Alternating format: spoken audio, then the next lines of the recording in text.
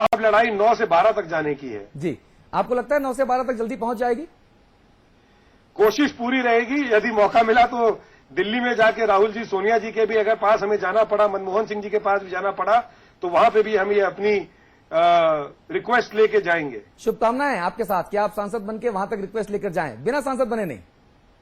बिल्कुल, बिना सांसद बने भी जाऊंगा, ये भी आपको आश्वस्त करता हूं। बन के जाऊंगा तो ज्यादा जोर रहेगा मेरी बात पे। जी, अच्छा ये बताइए, जिस अनुभवहीनता के ढोल पीट रहे हैं आपके विरोधी दल के लोग, उस अनुभवहीनता को जब आप मन से अपना उद्बोधन करते हैं तो वो अनुभवहीनता नजर नहीं आती। आपका जो ज्ञान है, आपका जो वाक चातुर्य है, वो नजर आता है। लेकिन राष्ट्रीय फलक पर अगर मैं योजनाओं के बारे में बात करूं, हालांकि बहुत जल्दबाजी है ये सवाल पूछना, लेकिन राष्ट्रीय फलक पर राष्ट्रीय योजनाओं के बारे में अगर मैं आपके विचारों के बारे में बात करूं तो नहीं, मैं राष्ट्रीय मुद्दों पे भी मेरे को कोई हिचक नहीं है उन पे बात करने के लिए।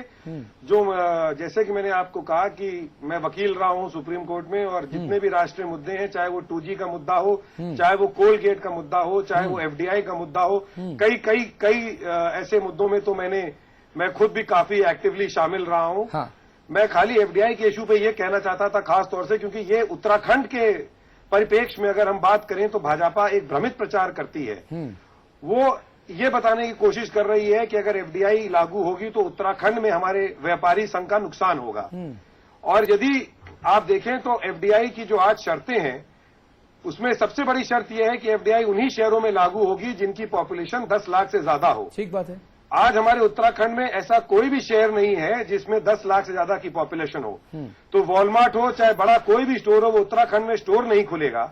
हमें तो उसका फायदा जो मिलेगा FDI के आने से, क्योंकि 30% जो उसमें सोर्सिंग होनी है, जो एक मैंडेटरी क्लॉज है कि भारत किसे ये लोकल सोर्सिंग होगी 30% की इन विदेशी कंपनियों द्वारा। हाँ। उसमें मेरे को लगता है कि हमारी उत्तराखंड की जनता का बहुत फायदा होगा।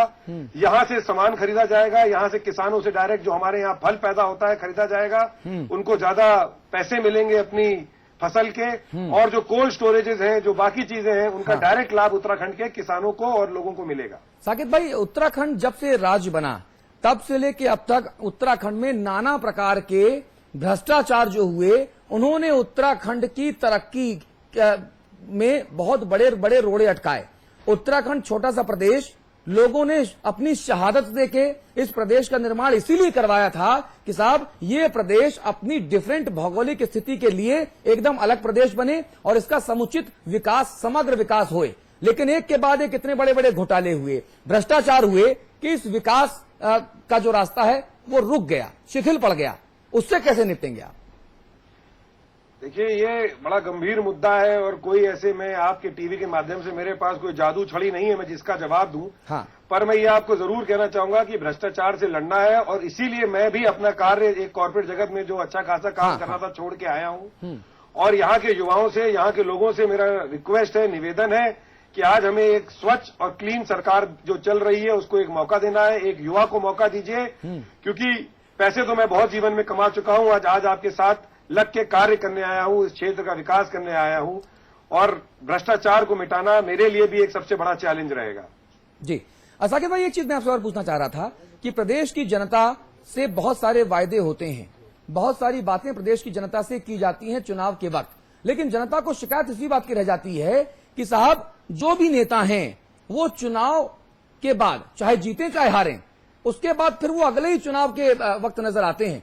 और ये बात बड़े बड़े नेताओं के बारे में भी कही जाती है, चाहे वो कांग्रेस के हो, चाहे बीजेपी के हो, चाहे तमाम दूसरे पार्टी के नेताओं के बारे में। एक जो मिथक बना हुआ है, एक नौजवान नेता होने के नाते कैसे तोड़ेंगे इस मिथक को?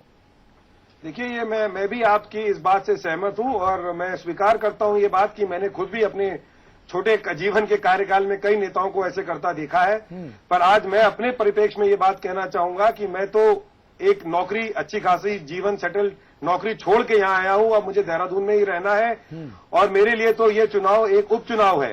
2014 का हमारे सामने दूसरा चुनाव है, और 2014 में जो मुझे वोट मांगनी है, जिसके लिए मैं लोगों के पास जाऊंगा, मैं चाहूंगा कि वो मुझे मेरे कार्य के लिए वोट दें, ना कि किसी और कारण से वोट दिया जाए।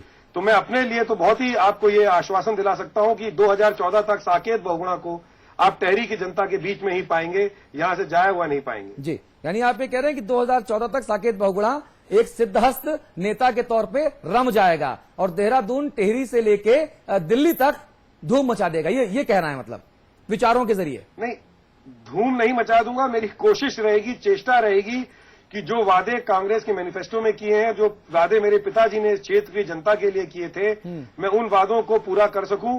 क्योंकि मेरी अपनी व्यक्तिगत सोच ये है कि पिताजी को जो आज इतनी बड़ी जिम्मेदारी सोनिया गांधी जी ने दी, इस क्षेत्र का, इस राज्य का, सूबे का मुखिया बना के, हाँ। वो टेहरी की जनता का उसमें बहुत बड़ा हाथ है, क्योंकि उन्होंने उनको वहां से 2 बार सांसद बनाया है। तो जब आज परिवार को मौका मिला है कि वो कुछ टेहरी की जनता के लिए करे, तो आज हमें पीछे हटना शोभा नहीं देता। और मैं उसी इरादे से यहां पर आया हूं कि टेहरी में जो सेंट्रल गवर्नमेंट, स्टेट गवर्नमेंट की स्कीमों है, जो वहां पे विकास हो सके, जो पिछड़ी जनता को हम कुछ भी किसी भी प्रकार का फायदा पहुंचा सके, वो मेरी पूरी चेष्टा रहेगी। जी, सितारगंज में 12 बरस के उत्तराखंड के इतिहास में आपके पिताजी ने, मुख्यमंत्री विजय बहुगुणा जी ने 40,000 से ज्यादा वोटों से जीत दर्ज करके अभी तक का सबसे बड़ा जीत का रिकॉर्ड बनाया है। टिहरी से आपकी उम्मीदें क्या हैं? रिकॉर्ड कोई नया बनाएंगे? मैं देखिए बार बार ये हर जगह ये बात बोलता हूं कि मुझे स्वर्गीय हेमवती नंदन बहुगुणा जी और विजय बहुगुणा जी के कद के सामने ना तौला जाए। मेरा अभी पहली इनिंग्स है, मैं कोई रिकॉर्ड यहां नहीं बनाने आया हूं। मैं चाहता हूं कि मुझे यहां से लोगों का आशीर्वाद मिले, मेरी माताओं का, बहनों का, युवा साथियों का, बुजुर्गों का, और जो मुझे मौका मिलेगा तो मैं कुछ कर दिखाने की इच्छा से आया हूं, और वो अगर मौका मिला तो कुछ करके दिखाऊंगा जरूर। और एक और रिक्वेस्ट रहेगी कि उतने कड़े मापदंड पे मुझे ना तौला जाए, क्योंकि वो जो लोग हैं उनका कद मेरे से बहुत बड़ा रहा है। यदि मैं उनका 10% भी कर पाया तो अपने आप को सफल समझूंगा। आपकी जो साफगोई है, जो सरलता है, शायद ये मुझे लगता है आपकी यूएसपी है, मुझे ऐसा लगता है। धन्यवाद। ये मेरी यूएसपी नहीं है, ये सच्चाई है। जी, नहीं देखिए क्या होता है ना, हर व्यक्ति का कुछ ना कुछ एक ऐसा यूएसपी होता है जिसके तहत वो पॉपुलर होता है, उसको क्रेडिट मिलता है या वो डिस्क्रेडिट होता है। तो आपकी जो पॉपुलरिटी है, आपको जो लोग पसंद कर रहे हैं, वो आप जिस परिवार की विरासत को आगे बढ़ा रहे हैं, ये तो है ही, लेकिन आपके चेहरे पर, आपकी बातचीत में जब आप बोलते हैं चीजों को, जब आप डिलीवरी करते हैं अपने डायलॉग्स की, अपने शब्दों की, तो कहीं ना कहीं एक ईमानदारी, एक साफगोई नजर आती है, एक स्पष्टता नजर आती है, एक विजन नजर आता है। अभाव नहीं है उसका, गोल गोल कंफ्यूजन की स्थिति नहीं रहती। शायद ये यूएसपी आपकी, आप मानते हैं? नहीं, देखिए मैं यूएसपी तो नहीं कहूंगा, पर ये मेरी अपनी सोच है कि मैं जहां तक हो सके, देखिए जनता को भ्रमित करने से कोई फायदा नहीं होता। ये बहुत छोटी पद की राजनीति होती है और जनता बहुत जल्दी आज जागरूक है। उत्तराखंड की जनता तो बहुत शिक्षित है। आप आज कोई भी गलत वादा करें, आज कोई भी झूठी चीज उनसे बोलें, वो बहुत एक शॉर्ट टर्म पॉलिटिक्स है। और मेरी जो उम्र है वो आज कोई शॉर्ट टर्म पॉलिटिक्स की नहीं है, ना ही मेरा एजेंडा या कोई गोल शॉर्ट टर्म है।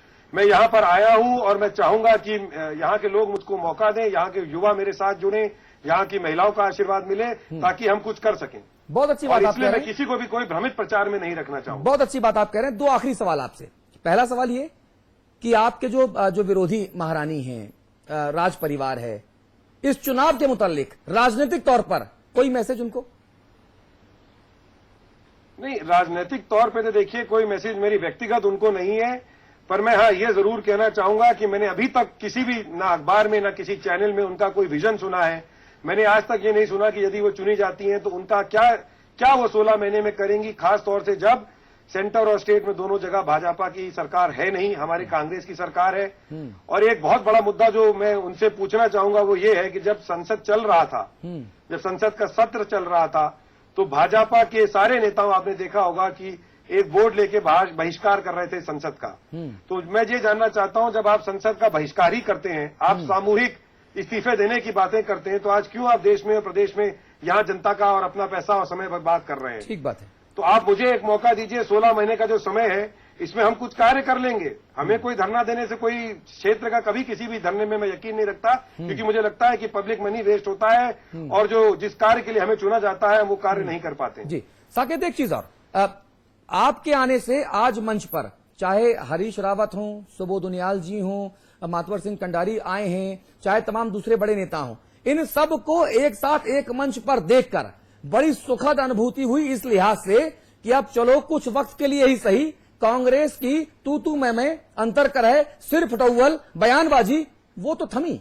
इसका श्रेय आप लेते हैं? नहीं, देखिए, मैं श्रेय लेने में तो काफी छोटा नेता हूं, छोटा क्या, पार्टी का भी नया नहीं, कार्यकर्ता ही कहूंगा। आपकी तारीफों के कसीदे बहुत गढ़े गए। ये उनका प्यार है, जैसे मैंने कहा, उसमें से आधे नेता मेरे चाचा रहे हैं या ताऊ हैं, मैं बचपन के उनसे साथ रहा हूं, तो वो मेरा मनोबल बढ़ा रहे हैं। और मैं आपको ये भी आश्वस्त करता हूं कि यदि उन सब का आशीर्वाद मुझे चुनाव लड़ने से पहले प्राप्त न होता तो मैं चुनाव लड़ने भी ना आता। जी। तो मैं कांग्रेस के सभी वरिष्ठ नेताओं का आभार प्रकट करता हूं जो मेरे साथ रहे और जिन्होंने मुझे आशीर्वाद दिया है। जी, आखिरी सवाल, अपने क्षेत्र की जनता से, प्रदेश की जनता से अगर आप कुछ अपील करना चाहते हैं, कुछ कहना चाहते हो? मैं उनको यही कहना चाहूंगा कि एक युवा आपके बीच आया है जो पूरी कोशिश करेगा कि जो मैं कह रहा हूं वो करूं। यहाँ पे जो समस्याएं हैं मैंने देखी हैं, बहुत समस्याएं हैं, और आज सौभाग्य की बात है कि केंद्र में और राज्य में हमारी सरकार है। तो आप मुझे 16 माह का समय दीजिए, ये सेमीफाइनल है, जब लोकसभा का जनरल चुनाव होगा 2014 में, तब तक मैं आपको अपनी काबिलियत, अपने कुछ कार्य करने की जो मेरे अंदर क्षमता है वो करके दिखा चुका हूंगा। जी, साकेत बहुगुणा जी, बहुत धन्यवाद आपका समाचार प्लस के देहरादून स्थित स्टूडियोज में आने के लिए। उम्मीद करते हैं कि हमारी आपसे ये मेल मुलाकात, ये भेंट यूं ही होती रहेगी, आप यूं ही हमें मिलते रहेंगे, हमारे स्टूडियो आते रहेंगे, जनता से अपनी राय बेबाकी से, ईमानदारी से इसी तरह से बताते रहेंगे। बहुत बहुत धन्यवाद आपका, शुभकामनाएं आपके चुनाव के लिए। धन्यवाद अतुल जी, धन्यवाद, बहुत बहुत शुक्रिया, बहुत बहुत धन्यवाद।